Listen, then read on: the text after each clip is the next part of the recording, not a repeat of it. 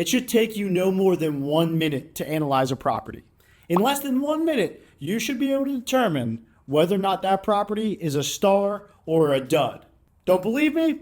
Hold my coffee, check this out. I'm scrolling houses on homes.com and I found a great one under $200,000 and the estimated taxes at $4,016.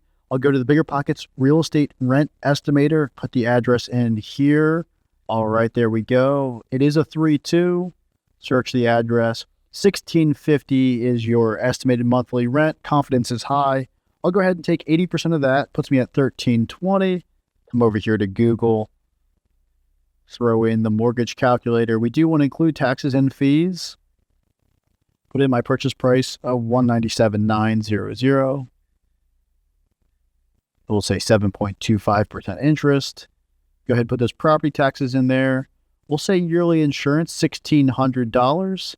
And there we go. Total monthly payment, $1,548. That is more than $200 over $1,320. Probably a dud.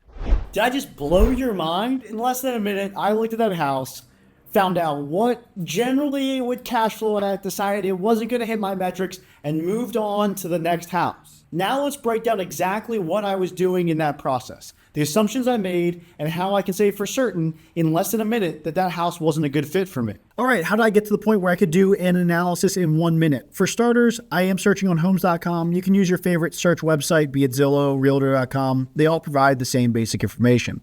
We are going to look at houses under $300,000 because that gives us the best purchase price to rent ratio for Bryan-College Station. Of course, that's where we're investing. Now what we're going to look at, besides the pictures, besides the bedrooms and the square footage, are the estimated property taxes and any HOA fees, because that can drastically change our monthly payment. From there, we're going to determine what the rent estimate is. So I went to Biggerpockets Rent Estimator. It's a really good resource, but of course it requires you to be a pro member. If you're not a pro member, I highly recommend it. It is a great resource for any investor, no matter where you're investing. If you want to take the free route, you can go directly to Rentometer. I don't know how you say it, but that website is actually what feeds the data to Biggerpockets, and you get a number of free attempts at looking up rents on Rentometer before they start to charge you. As you can see, when we look up the address with the bedroom bathroom count, we are looking at their average rent and the confidence score. Ultimately, I'm going to take 80% of this. The reason I take 80% is I need to account for expenses. So that 20% discount includes things like your maintenance costs, your capital expenses, vacancies, property management. All of that I roll into that 20% discount. Again, so we're taking 80% of their average rent. From there, we want to see what our monthly mortgage payment would be to include tax and insurance. For that, you just do a Google search for mortgage calculator. This should pop up. You don't even need to click on a link. You will need to toggle on to include taxes and fees. Some assumptions I made here are, I'm assuming that you're doing a 20% down mortgage. I'm assuming it's going to be 30 years. And I assume that your percentage is 1% over what the going interest rate is for a 30-year mortgage. So for that, I know right now, as of the recording, the average mortgage is around 6.25. So investors are likely going to pay 7.25. The other estimate that I put in here is the insurance. Insurance is really hard to estimate right now. Anyone who has a property or has been looking at properties recently has noticed that insurance prices are all over the place.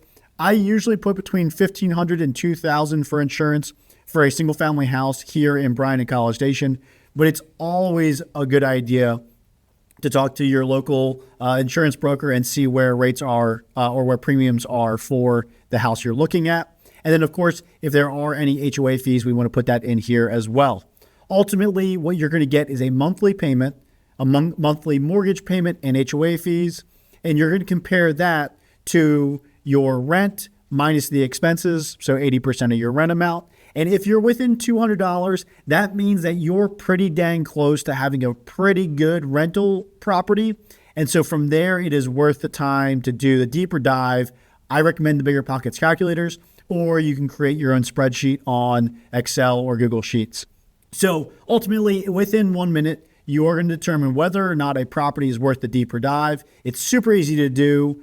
If you like that kind of video, definitely take the time right now to like and subscribe to this channel. Of course, the channel is investing in Bryan-College Station, because we're all about growing your wealth through real estate in my favorite towns of Bryan and College Station. Every week, we're going to drop a new video that breaks down how to buy and grow your wealth through real estate here in town. Of course, if you like that kind of thing, then this is going to be the spot for you. And if you want to invest for real in my favorite towns, feel free to contact me. All my contact information is in the details below. I would love to represent you on your next investment purchase. And as always, until next time, you guys take it easy.